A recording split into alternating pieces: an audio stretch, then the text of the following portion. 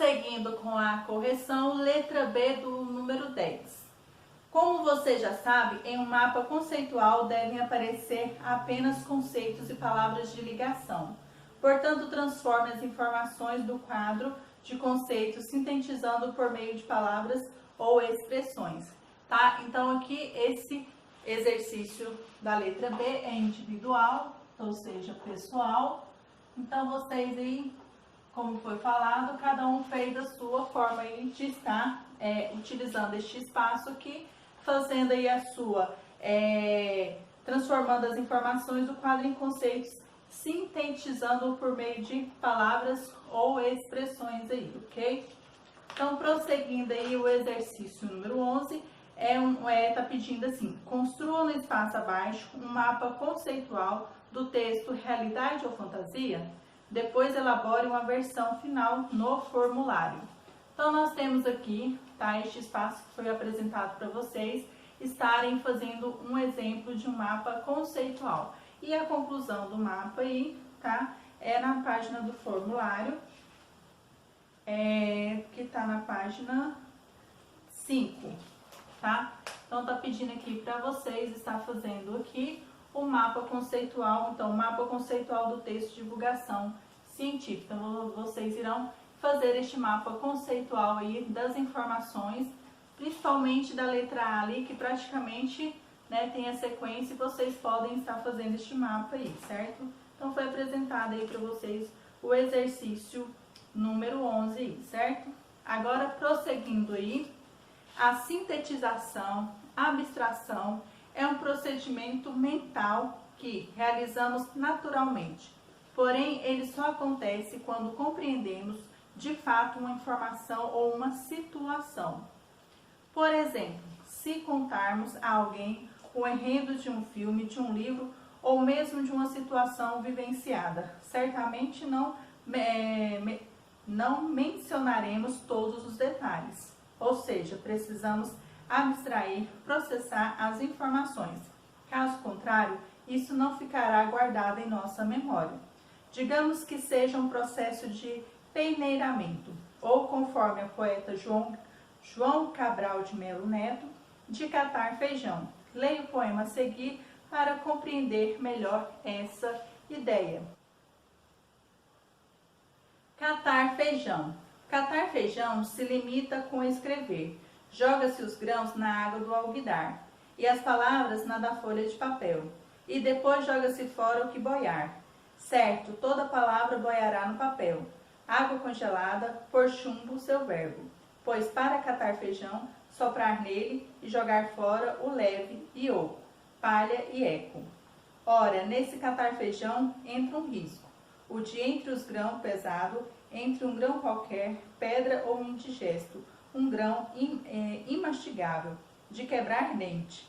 Certo não, quanto ao catar palavras, a pedra dá à frase seu grão mais vivo, obstrui a leitura flutuante, flutual, assula a atenção, isca com risco. João Cabral de Melo Neto. Melhores poemas, seleção de Antônio C. Sextin, tá?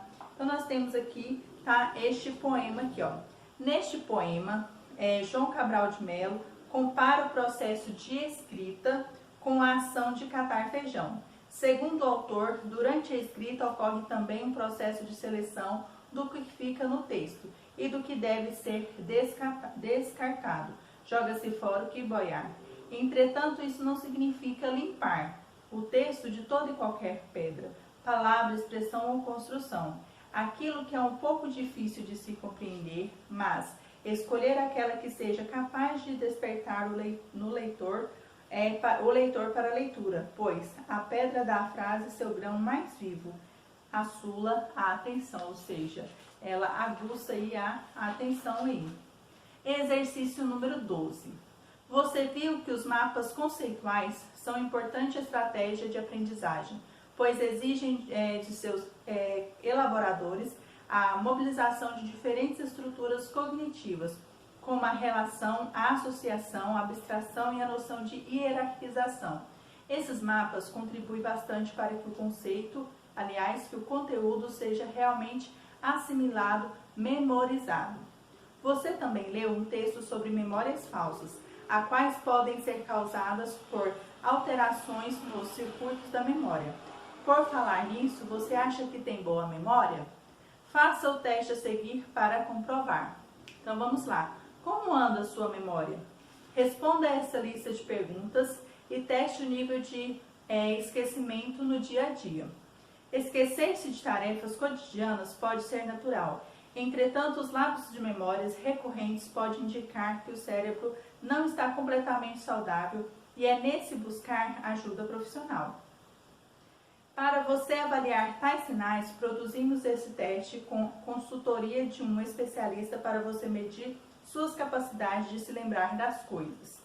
Para realizá-lo, basta assinalar a opção mais adequada para cada situação proposta, sendo toda a alternativa A vale 3 pontos, B vale 2 pontos e C vale 0.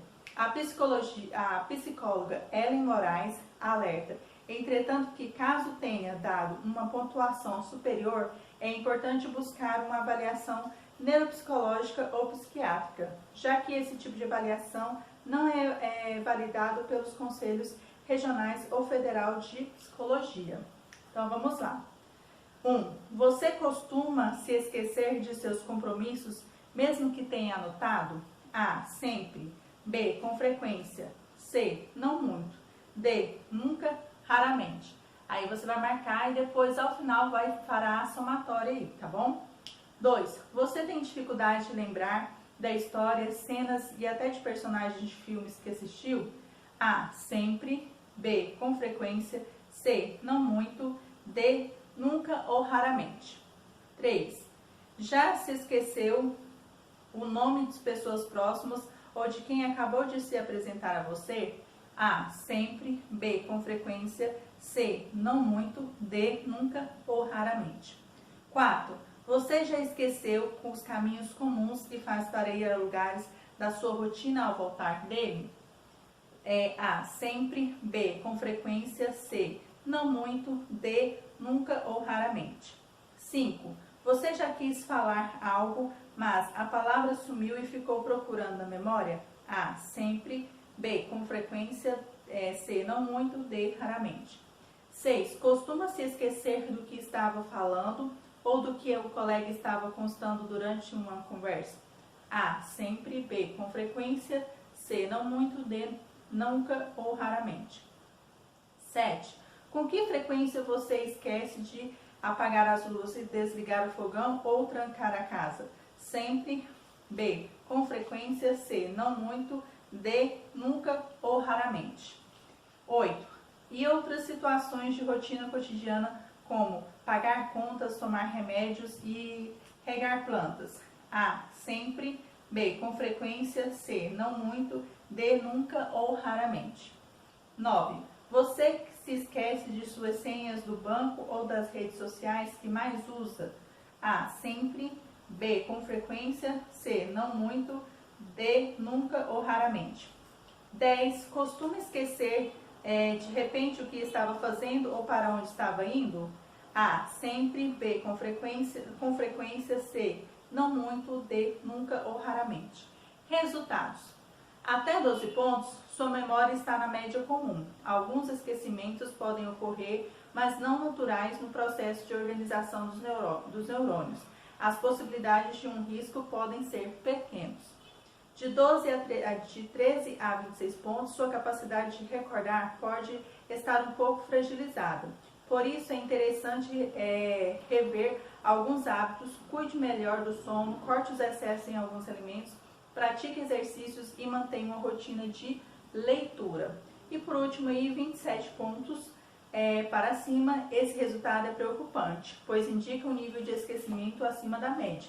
Além de rever seus hábitos, é aconselhável buscar ajuda médica. Então, se no seu resultado, aí, na sua somatória, deu acima de 27 pontos, né, então significa que você está bem esquecido e precisa procurar uma ajuda médica aí. Então, nós temos uma consultoria, né, de Ellen Moraes, psicóloga especialista em terapia cognitivo-comportamental, tá? E aqui nós encerramos, tá, a leitura e explicação dos exercícios propostos para a aula de hoje.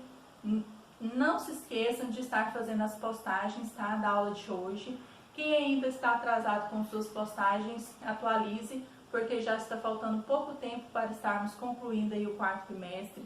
Quem está atrasado com o terceiro também conclua aí para que possamos fechar totalmente aí essas médias e vocês entrarem de férias tranquilo, descansados, né, sem nada a dever para a escola, tá? Então, fico aguardando aí as postagens de vocês, tá bom?